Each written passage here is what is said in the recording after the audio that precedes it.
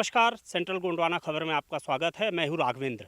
इस वक्त मैं छत्तीसगढ़ के बीजापुर ज़िले में मौजूद हूँ और ये खबरें आ रही हैं कि बीजापुर और तेलंगाना की जो सीमावर्ती इलाका है, वहाँ एक कर्रेगट्टा नाम की पहाड़ी पर एक बड़ा ऑपरेशन चल रहा है। पिछले लगभग 1 हफ्तों से सुरक्षा बलों ने उस पूरे पहाड़ी को, जो लगभग 100 किलोमीटर से अधिक क्षेत्र में जो फैली हुई है, उस पूरे पहाड़ी को 10,000 से अधिक सुरक्षा बल के जवानों ने घेर के रखा है। उन सुरक्षा बल के जवानों में सीआरपीएफ के जवान हैं, छत्तीसगढ़ पुलिस के जवान हैं, कोबरा बटालियन के जवान हैं। इसके अलावा डीआरजी और बस्तर फाइटर्स भी उस सुरक्षा बलों में शामिल हैं।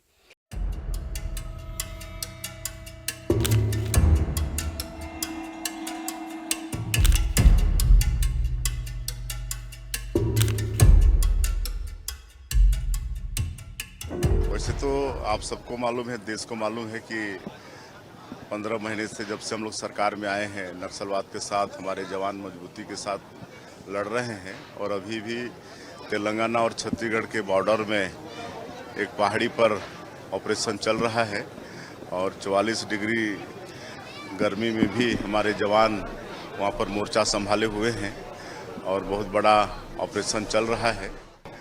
पिछले 1 हफ्ते से लगातार इतने बड़े जमावड़े के बाद अभी तक भीतर से कोई बड़ी खबर निकल करके नहीं आ रही है। अभी तक पुलिस प्रशासन ने केवल 3 नक्सलियों के मारे जाने की सूचना दी है। तीनों मरने वाली तीनों नक्सली महिलाएं हैं। इसके अलावा एक जवान आज सुबह विस्फोट में घायल हुआ है। हम कोशिश कर रहे थे कि हम उस पहाड़ी, वो जो कर्रेगुट्टा पहाड़ी है, उसके नज़दीक पहुंच पाएँ, लेकिन किसी भी मीडिया कर्मी को अभी हम आवापल्ली से लगभग 5 किलोमीटर आगे सीतापुर एक कैंप है, आप मेरे पीछे दे सकते हैं। सीतापुर का यह सीआरपीएफ कैंप है, लेकिन इसके आगे पुलिस के जवान हमें आगे जाने की इजाज़त नहीं दे रहे हैं। हमारे कुछ साथी, मीडिया के साथी, जिन्होंने कोशिश की थी कि वो आंध्र प्रदेश की तरफ से भोपालपट्टनम या चेरला की तरफ से वहाँ जाएं, वेंकटपुरम होते हुए उस पहाड़ी के नज़दीक पहुँचे, उनको भी रास्ते में ही रोक दिया है। और किसी को भी, जो घटना स्थल है, वो जो पहाड़ी है, उसके आसपास, और आसपास क्या कहें, हम तो अभी गलगम जाना चाह रहे थे, जो उस पहाड़ी के निचले क्षेत्र में है, जो उस पहाड़ी के नीचे का जो एक छत्तीसगढ़ की तरफ से जो गांव है, उसका नाम है गलगम, लेकिन गलगम से लगभग 9 किलोमीटर पहले हमें रोक दिया गया है। और ये केवल हमारे साथ नहीं हुआ है, सारे लोग जो वहां जाने की कोशिश कर रहे हैं, जो मीडिया वाले, उनको पुलिस के जवान कहीं ना कहीं रोक दे रहे हैं।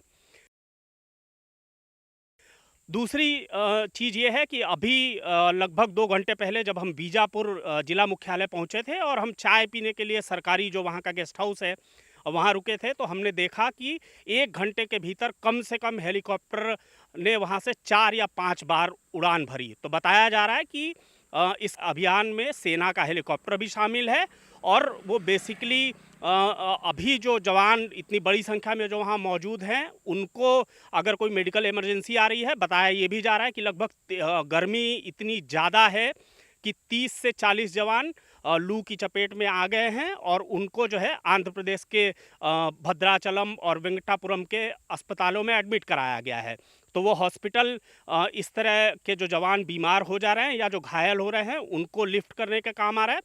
इसके अलावा बताया ये भी जा रहा है कि हेलीकॉप्टर राशन उनको पहुंचाने के लिए, और सबसे ज़्यादा क्योंकि गर्मी बहुत ज़्यादा है, उनको पानी पहुंचाने के लिए भी हेलीकॉप्टर का इस्तेमाल किया जा रहा है।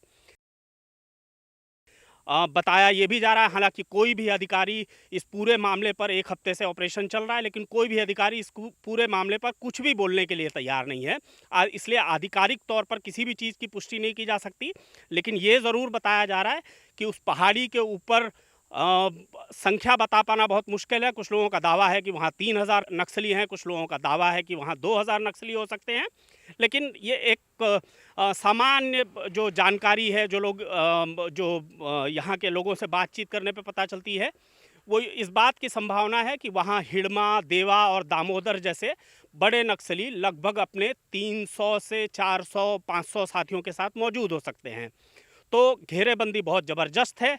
और पुलिस एक हफ्ते से वहाँ डटी हुई है। पुलिस के जवान अभी अभी जब हम आ रहे थे तो हमने रास्ते में कुछ नहीं तो लगभग 300 जवानों को हम लोगों ने मोटरसाइकिलों में वापस जाते देखा, जो शहर है उसकी तरफ। तो वो मुझे नहीं मालूम कि ऑपरेशन को कॉल ऑफ कर दिया है या वो वापस जा रहे थे या उनकी ड्यूटी का हिस्सा है, वो कहीं किसी और क्षेत्र से आ रहे होंगे। लेकिन कुल मिलाकर ये है कि कोई भी अधिकारी, कर्मचारी इस पूरे ऑपरेशन के बारे में कुछ भी बोलने के लिए तैयार नहीं है। मीडिया को वहाँ जाने से रोका जा रहा है। हम लोग जब गलगम जाने की कोशिश कर रहे थे, ठीक हमारे पीछे जो सीआरपीएफ का एक पोस्ट लगा हुआ है, उन लोगों ने हमको मना किया कि उच्चाधिकारियों का आदेश नहीं है इससे आगे किसी को भी जाने देने का। तो क्या चल रहा है, क्या आगे होगा ये तो पता नहीं, लेकिन ये ज़रूर है कि एक बड़ा मूवमेंट, वहाँ बहुत बड़ी संख्या में सुरक्षा बल के जवान वहाँ तैनात हैं। आउटकम क्या होगा, कितने दिनों तक चलेगा ये, क्या जो पुलिस का अभियान है हिडमा को पकड़ने के लिए और देवा को पकड़ने के लिए और दामोदर जैसे जो बड़े नामी और खूंखार नक्सली माने जाते हैं, जिनकी बहुत सारे वारदातों में जो नामजद हैं, उनको लेकर के इस अभियान को चलाने की बात हो रही है। लेकिन अभी एक हफ्ता हो गया, अभी तक तो कोई पुख्ता सूचना नहीं है।